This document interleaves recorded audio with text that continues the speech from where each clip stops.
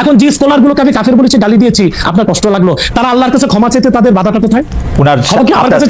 আপনার মতের সাথে যদি তাদের দ্বিমত থাকে, আপনি যেটা বলতেছেন সেটা যদি তারা ঠিক না করে ডিবেট করে, আল্লাহর কসম বলছি, আমি তাদেরকে যে ফতোয়া দিয়েছি এটা যদি তারা খণ্ডন করতে পারে, আমি প্রকাশ্যে তওবা করব, তাদের কাছে মাফ চাইবো।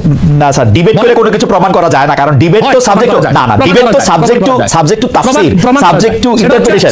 এখন আপনি যদি না মানেন, সেটা অনলাইন হোক অফলাইন হোক, অফলাইনে বসুক, আচ্ছা অফলাইনে কিতাবপত্র নিয়ে, মানে এটা তো আপনার ইন্টারপ্রিটেশন, আপনি আচ্ছা ডিবেট বাদ দেন, সংলাপে বসুক। আচ্ছা, আমি আপনার বক্তব্যে অনেক সময় শুনছি যে তাদের সম্পর্কে আপনি খুব ভালো কথা বলেন নাই, মানে আমি যদি গালাগালি নাও বলি অনেক সময়, মানে আমি এই মুহূর্তে আমি বলবো না যে আপনি যেমন ডক্টর জনাব মিজানুর রহমান আজহারীকে আপনি যেমন কাফির বলেছেন, তেমন রাজ্জাক সাহেবকে আপনি কাফির বলেছেন কিনা, তবে আপনি বলেছেন কিনা এটা মনে করতে না পারলেও তাকে আলেমদের কাউকেও অনেক বড় গালি দিতে শুনেছি, মানে দাজ্জাল বা এরকম বলতেও শুনেছি আর কি। এইটা কি ঠিক আছে? মানে আমরা লোকরা কি করবো তাহলে? দেখুন, এটা ঠিক আছে, কেন ঠিক আছে সেটা হচ্ছে তাদের বক্তব্যগুলো এত মারাত্মক, এবং বক্তব্যগুলো যখন আল্লাহ তার হাবিব মুহাম্মদ সাল্লাল্লাহু আলাইহি সাল্লামের সম্মানের খেলাফ যায়, তখন কিন্তু আমাদেরকে কঠোর ভাষায় তাদেরকে প্রতিহত করতে হয়। যেমন আপনি যে তরুণ বক্তার কথা বললেন, তরুণ বক্তা, সে লোকটা কি বলেছে?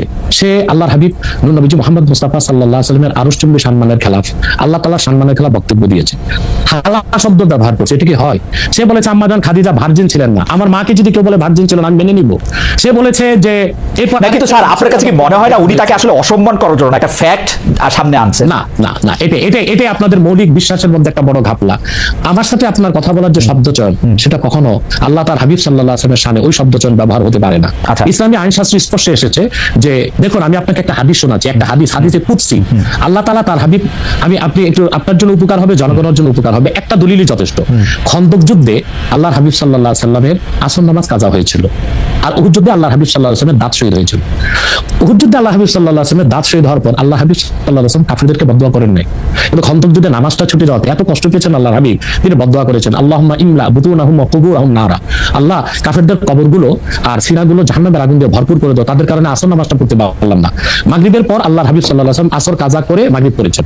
আল্লাহ তখন হাদিসে কুদসি নাজিল করেছেন, মুহাম্মদ সাল্লাল্লাহু আলাইহি ওয়াসাল্লাম, আপনি উহুদে আপনার দাঁত শহীদ হয়েছে, আপনি মাফ করে দিয়েছেন, কিন্তু খন্দকের নামাজ চলে গেছে, আমার হকটা মাফ করলেন না। আল্লাহ সেদিন নিয়ম করে দিলেন, আল্লাহ বললেন যে আপনার উম্মতের মধ্যে কোনো ব্যক্তি যদি সারা জীবনও নামাজ না পড়ে, সে কাফের হবে না, গুনাহগার হবে, পানিশমেন্ট পাবে, কিন্তু ওয়ামান তাআনা শাআরাতাম মিন শাআরাতিকা ইয়াকফুর, কিন্তু আপনি মুহাম্মদ সাল্লাল্লাহু আলাইহি ওয়াসাল্লামের একটি চুল মোবারক নিয়ে যদি কেউ মন্তব্য করে, সে কাফের হয়ে যাবে।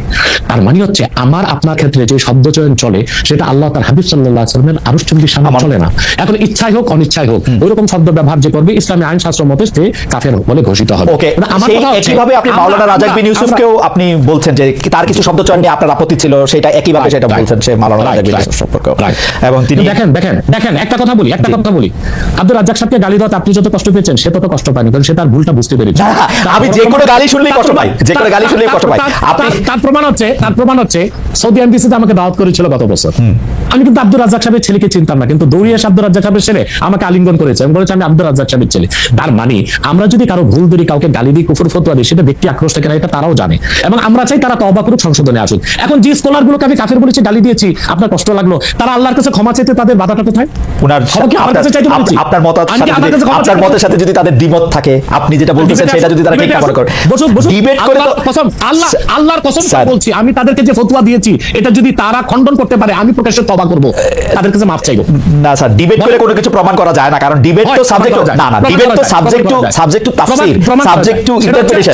এখন আপনি যদি না মানেন, সেটা অনলাইন হোক অফলাইন হোক, অফলাইনে বসুক, আচ্ছা অফলাইনে কিতাবপত্র নিয়ে, মানে এটা তো আপনার ইন্টারপ্রিটেশন, আপনি আচ্ছা ডিবেট বাদ দেন, সংলাপে বসুক। আচ্ছা ঠিক আছে, আমি আমার ধারণা তারা এই অনুষ্ঠানটা অনেকেই হয়তো দেখছেন, তাদের কাছে এটা হয়তো পৌঁছাবে, তারা নিশ্চয়ই আপনার মাধ্যমে হোক। আচ্ছা, আপনার উপস্থিতির সংলাপ, ঠিক আছে, আমার মাধ্যমে হলো।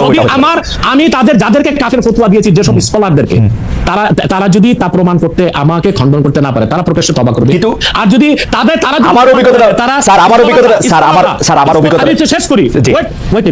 আর যদি তারা প্রমাণ করে দেখায় যারা যে স্কলারদেরকে আমি কাফের ফতোয়া দিয়েছি আমি তা পুরোপুরি ঠিক বলি নাই, আমি তবা করবো, আমি তাদের হাত ধরে মাপ চাইবো। স্যার আমি তারা সবাই বাংলাদেশে এখন আছে। Okay. যদি ইসলামিক ফাউন্ডেশনে তারা বর্তমান যে খালেদ সাহেব আছে উনি তো একজন ধার্মিক মানুষ, তার উপস্থিতিতে তারা আরো সুন্দর হয়। Okay. কিন্তু আমরা যাদেরকে যে স্কলারদেরকে কুফর ফতোয়া দিয়েছি সেক্ষেত্রে আমরা অনর এবং অবিচল। এবং আপনি যে স্কলার কথা বলেছেন সে আমাকে কথা বলতে চেয়েছে, আমি তার সাথে কথা বলিনি, এবং সে হয়তো বা আসতেও চেয়েছে, আমি অ্যালাউ করিনি। আমার শর্ত একটাই যে আমি যে ফতোয়া দিয়েছি তা আমি প্রমাণ দিব, তারা তাদের স্কলার নিয়ে বসুক, যদি প্রমাণ দেয় আমি দিতে পারি তাহলে ক্ষমা তো আমার কাছে চাইবে না, আল্লাহর কাছে ক্ষমা চেয়ে তো কি ভাই লজ্জা আছে? না তা নাই, ঠিক আছে। আমরা আমাদের আমি আপনাকে একটা ঘটনা স্যার এক মিনিট স্যার এক সেকেন্ড মরহুম মাওলানা আশরাফ আলী থানভী রহমতুল্লাহ নাম শুনেছেন? জি জি, উনি কিন্তু আমাদের সকল ঘরানার একজন মুরব্বী। তো ওনার একটা চমকপ্রদ ঘটনা, উনি একবার ইউপিতে এসেছিলেন জনপুরে। তো ওখানে আহমদ রাজা খান বেরিলি ওনার অনুসারীরা বললেন যে আশরাফ আলী থানভী কুফর করছে, সে কাফের। আশরাফ আলী থানভী রহমতুল্লাহ কত বিচক্ষণ ব্যক্তি ছিলেন।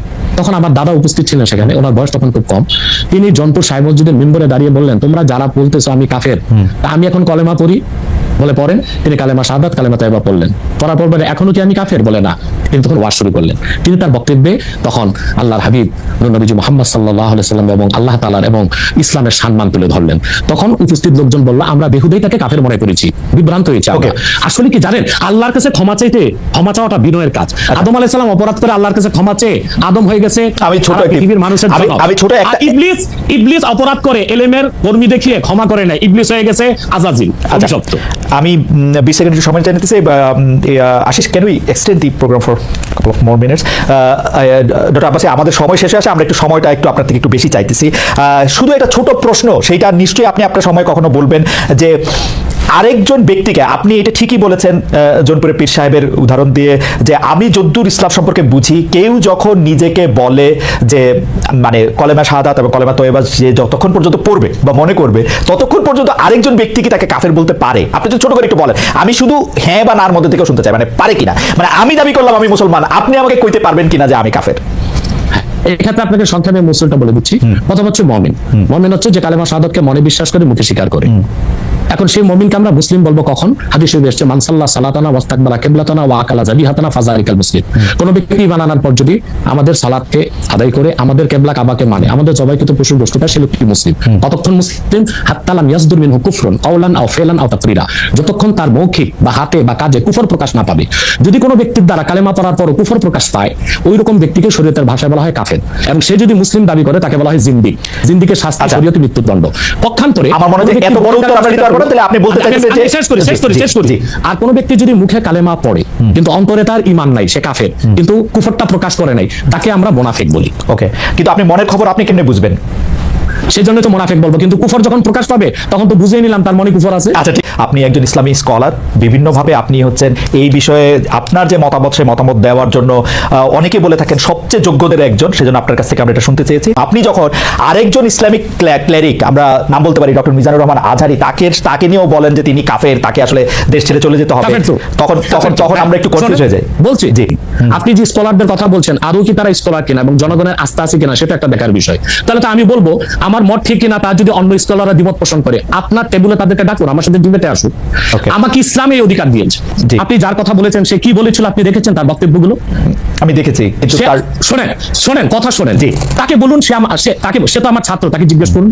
2007 সালে সে আমার থেকে সবক নিয়েছে দারুন রাজাত মাদ্রাসায়। আমি তার টিচার, আমি তার শিক্ষক, এবং তার শিক্ষকরা আমাকে শিক্ষক মানে। অতএব সে যদি, আপনি যে ব্যক্তির নাম দিয়েছেন তাকে আপনি কি দিয়ে তাকে স্কলার বলবেন? লক্ষ লক্ষ লোক হলে স্কলার হয়? এটা কোনো কথা নয়। দ্বিতীয় কথা হচ্ছে সে মুফতি নয়। ফতোয়া দেবার অধিকার রাখে মুফতি। স্কলার হওয়া এক জিনিস, ওয়াইজ হওয়া এক জিনিস, মুফতি হওয়া আরেক জিনিস। মানে আমার কথা হচ্ছে, আমি কি গ্র্যান্ড মুফতি বাংলাদেশে? তা আমি বলছি না, এটা বলার অথরিটি আমার নেই। কিন্তু আমার ফতোয়াতে কলম বসাবার মতো 10টা মুফতি আপনি বের করে দেন। এখন অন্য মুফতিরা বলছে না কেন, সেটা একটা সাহসিকতার বিষয় আছে। সেটা আরো কোনো তাদের প্রতিবন্ধকতা থাকতে পারে। যেমন আপনি দেখেছেন আওয়ামী শাসনের সময় দেশের অনেক বড় বড় আলেম শেখ হাসিনার দালালি করেছে, তো তারা কি এমন কোনো ফতোয়া দিবে যে সরকার বেকায়দায় পড়ে? এখন অনেক আলেম আছে যেটা বর্তমান সরকারের নির্লজ্জ সমর্থন করে যাচ্ছে, কিন্তু এই সরকার ক্ষমতা আসার পর থেকে আমি শরিয়ার কোরআন সুন্নাহর আলোকে যতটুকু সমালোচনা করা দরকার গঠনমূলক সমালোচনা করে যাচ্ছি। আর আমাদের মতো 2-4-10 জন যারা মিডিয়াতে আছে তারাই কিন্তু দেশের আলেম না। হাজার হাজার আলেম ওলামা পীর মাশায়েখ নীরবে নিভৃতে নির্জনে ইসলামের খেদমত করে যাচ্ছে, তাদের মতামতটাও দেখতে হবে। এখন যারা ফ্রন্টে চলে এসেছে, মিডিয়াতে চলে এসে সেলিব্রিটি হয়ে গেছে, তারাই কি বললো সেটা দেখার বিষয় না।